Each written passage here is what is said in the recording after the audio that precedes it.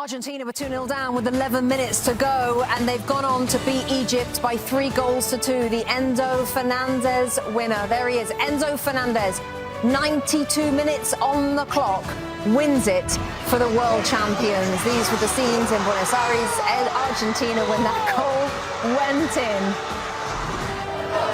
And in Miami as well, as the defending world champions make it through to the quarterfinals. And that man, there he is, being hoisted above his teammates. Change the game for them, as he so often does. Quite simply, what on earth would they do without him? Welcome inside our studio, Rebecca Lowe, Thierry Henry, Zlatan Ibrahimovic, two of Rebecca, what's going on? No. I know, I've said it about 2,500 times. I have this aura, but I was going to say two of Messi's former teammates as well, and Alexi Lalas. Alexi, you're going to start us off, because before this game, lovely embrace between the two stars, and so much happened. You go. Yeah, Egypt didn't get the script, and so they said, no, we're going to take the lead here. Ibrahim, wonderful ball into the box, and he gets some good power on it, and you say, wait a second, is something crazy yet again happening at the World Cup? I know Messi's shaking his head and saying, that's not what is supposed to happen here. And so Argentina said, well, not so fast, because we're going to go down the other end here and try to get this back and restore our good name. That's a foul, all right? It's a penalty. And Hassan takes down Tagliafico, and so it's a penalty. And so what's going to happen? Obviously, Messi's going to step up and put this in the back of the... Wait a second! No! Denied! Talk about not going to script. My goodness. So now we get the sense that maybe something special is happening here.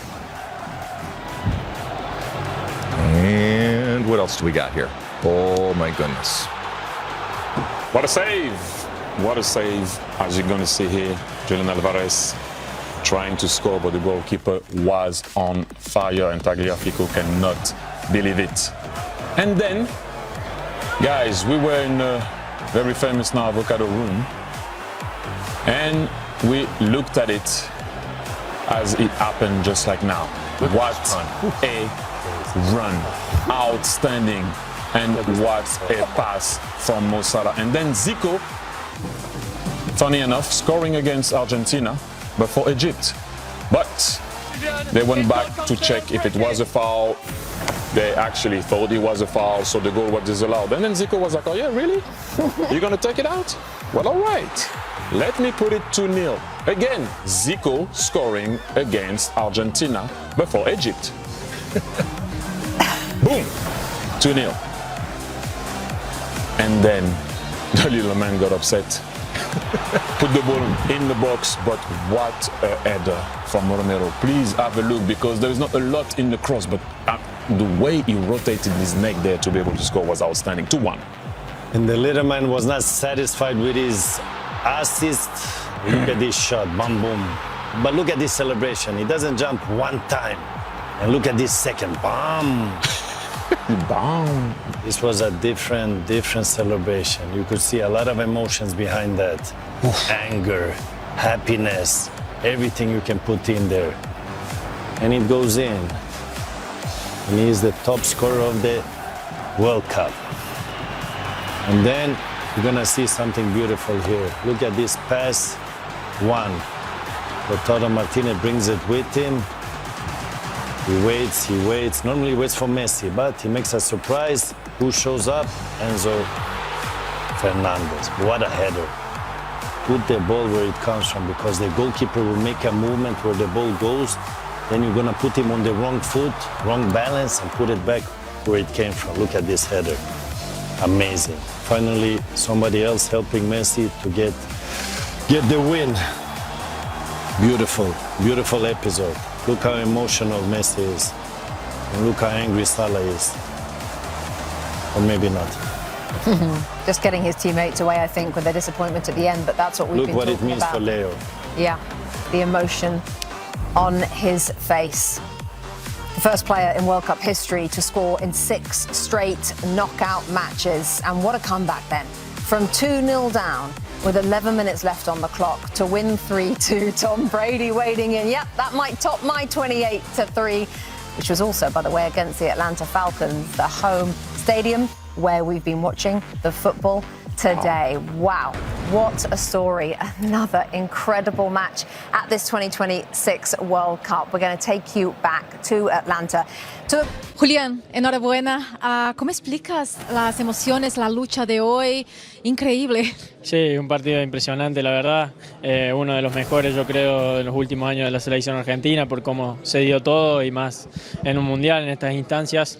Lo dimos todo hasta el final y bueno, sabíamos que somos un equipo que siempre crea muchas situaciones y que los goles iban a llegar como sucedió. One of the best matches from Argentina in World Cups, definitely. We know we're a team that give everything, and we know that if we keep pushing, the goal is going to come. And Julián, how do you think this type of win can shape you guys, can prepare you to the following games and even thinking about a trophy?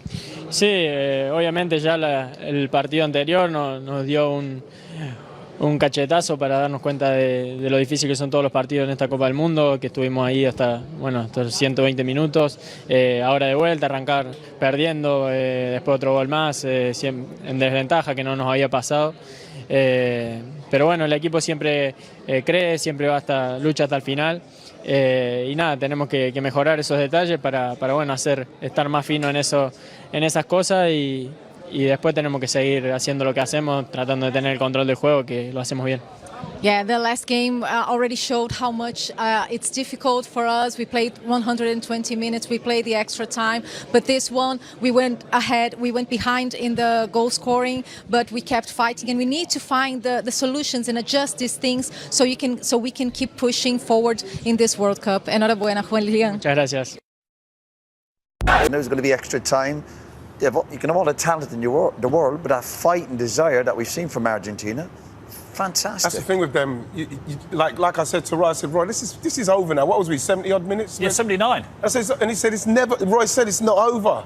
But like the fact is that you're scared to play this team because you don't know when they're done. Let's have a look at the disallowed goal, because I think it's really important. We've highlighted it, how we want to compare the fact that that goal was allowed with this one. And it's 1-0 at this stage, remember. Zico does go and make it 2-0. And look how far back it is. Christina explained it extremely well why VAR disallowed it, because Martinez was trodden on. It's not the shirt pull, it's trodden on. And she says this is essentially the same phase of the game. Yes. But I mean, any further back will be in the previous World Cup. If we're going to start disallowing great goals and goals like that for that kind of incident, and we're going back that far, is that what VAR was for? Is that what we brought it in for? Do we want to re-referee the game to that degree? That's a long way to go, Poogs. That's a long way for Argentina to kind of redeem themselves in that situation there. Yeah, I have got to be honest, I'm with you a bit on that. Yeah, I'm torn on it because it's definitely a foul on Martinez, but then we've just probably seen a goal that could have competed with Cape Verde's goal. That's one of the great goals that we've seen disallowed, but it was a foul on Martinez. Yeah, it's a long way. What about Mose then, Gat? No, look, I get it, and look, there he is, he's been thrown around, but it must be his birthday as well, isn't it? The birthday bumps. Would they have disallowed an Argentina goal like that? Unlikely. Yeah. Well, that hangs in the air, doesn't we go back to football last 30, 40, 50. Yeah, sometimes the bigger teams do seem to get the benefit of these decisions. But it shouldn't take away from what Argentina have also have achieved here. You're 2-0 down with 10, 11 minutes to go, injury time.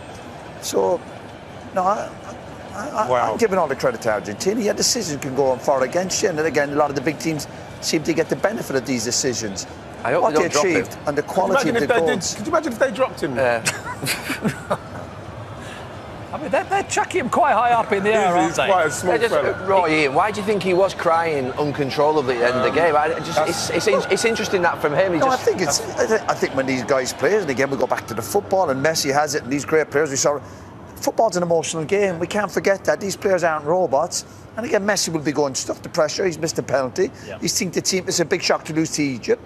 And these affect these great players. Yeah. It's a slightly endorsed moment of what might have been. It might have been the last 10 minutes of his international career. And remember, like Gary mentioned just quickly, sorry, about what it means to Messi and what it means to those Argentinian fans for Messi and the pressure that Messi's under and why he's crying and why he leads them out, what he means to them.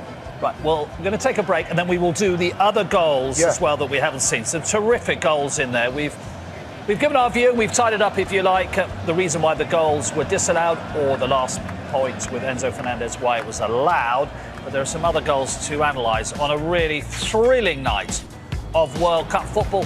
And we said it at the beginning of the tournament, didn't we, with all the controversy running up to it. This will be a great World Cup because football, essentially, at heart, is great. And it's proved it again today. Given the views on why the second Moroccan goal was disallowed, let's have a look at the one which did count, which seemed, for all the money in the world, as if it was going to lead Morocco to a very famous win. And I'm happy to admit it because Ian's just reminded me off air. With the speed at which they broke, I said, well, that's because Argentina's legs are giving out on them, Ian. They showed. I know. That was an amazing break, this. It was. I thought that I didn't think Mo was going to get it to him, but this was the skill here from Hassan. That's fantastic bit of skill from Hassan. And in the finish, obviously, he's not going to miss from there, but again, look, Gal, you're talking about the centre halves, and you're thinking about the centre halves. You watch Romero and Martinez, and they're the best, worst centre halves in the world. You watch them; they give goals away constantly, but they don't care about giving goals away because then they'll score goals at the other end, and they have massive personalities, and they keep going. Look, at that point in the game, you think Argentina are hanging on for dear life; they're fighting for their lives, and it's Romero's part of that comeback. You know what I mean? Why is he there? You always ask the question, why is Martinez scoring in the last game? Why is Romero there? Because, do you know something? They don't give in, and they fight, and they fight, and putting centre-halves, when you're 2-0 down with 11 minutes to go, putting a centre-half up front's not unusual, is it? No, of course it's not. Yeah. But it's his movement. It's obviously brilliant delivery. His movement's like a striker. He just pins off the back of the defender. Yeah, poor defending. They're trying to hold a high line. But his movement and his timing, it's like a top-class striker. Yeah. Absolutely fantastic. We go back that desire to try and get back in the game. The goalkeeper's got to do better here. The goalkeeper's got to do better here. I know it's close to him, but once they got this goal, you're feeling one of the biggest words of sport, momentum. Yes. And the momentum changed in the stadium with the players, with the Argentina players, and obviously with the Egyptian players. They now look, we're up against it. Is there a sense of dread? You've been in that situation. Do you think, oh no, we know what's coming? You know something, Mark? If you're losing 2-0 and you get one back and you're a top team with great experience, honestly, you feel like the walls are going to cave in for the opposition. You can smell it, the anxiety in the crowd, your own crowd are with you. And, Joe, as soon as Argentina got one, you just knew it was inevitable. And it's. I want you three to talk us through the technique here of Messi. Ian, start with you, the Messi technique. Well, the only thing, once it's come to him, he's not rushing anything. He's making sure his knee's over that. People will say, yeah, well, look how close he is. But no, there's a man coming towards him. He's got to make sure he gets a good strike on it. And he's not slashed at it. Look at it, watch. You watch it here better. Look at him, look. Clean. Brilliant. That is what I'm saying. People just say, yeah, of course he's going to eat like that. But that's a technique. That's that body shape as well. Absolutely. To get over it as much as possible. To make sure you keep it low because the goal, like Roy was saying, the keeper maybe could have done better. But the fact is that he's made the keeper make a save. He's put it on. But even the way he walked onto it, he didn't get too giddy when he came back. Obviously, it was a lovely touch back to him. All these little details, his feet and the technique, and you're thinking, whatever's these great players, I'm going to hit the target. Yeah, keeper gets a hand to it. But again, the momentum was all with Argentina. That little nudge back to him means he's got to get that pattern right, hasn't he? It'd be very easy to be out of kilter with it. But that's what they do constantly. They don't get ahead of it. He's not stretching for it. It's the little details. It's the timing. It's the football intelligence. The guy's a genius. He's like a professor of the game. Can they win the World Cup again? I said they couldn't last time. I'm telling you to say no. Do you know something, Mark? Look, when you watch them against Cape Verde, you watch them against Egypt, and they're not the two best teams in the competition, you think there is no way that this team can continue to go on riding their luck the way in which they are and coming back the way in which they are. That's not luck, though, Gary. That's not luck. That's not luck. No, but they are riding their luck. But it's not luck. They scored 3 goals. If you give away 2 goals, in games, in knockout games, you're riding your luck because you have to score 3 every time. England conceded 2 the other night, but if you scored 3 goals a game, but this team have got a spirit that is very difficult to beat, and they don't give in. So that is something you've got to contend with. But I can't believe they're going to get through every game like this. They're not playing well enough. But there's a but. Yeah, but Gal, if they do go to that, do you? What do you think they can win it? Yeah, I do. And the reason why I do is because I'm afraid of them. I'm afraid of them because when they go up, they're not beaten.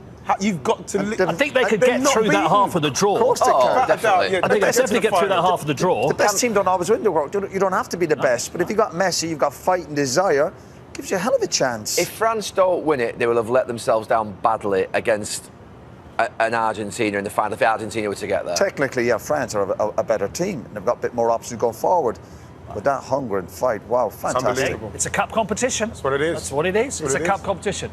Absolutely brilliant. What a privilege to watch that match. Right, we'll take a quick break. When we return, the USA are out of the World Cup, beaten 4-1 by Belgium yesterday. Roy, it seems hard to escape the fact that watching the game, they looked a bit distracted, the Americans. They looked a bit short of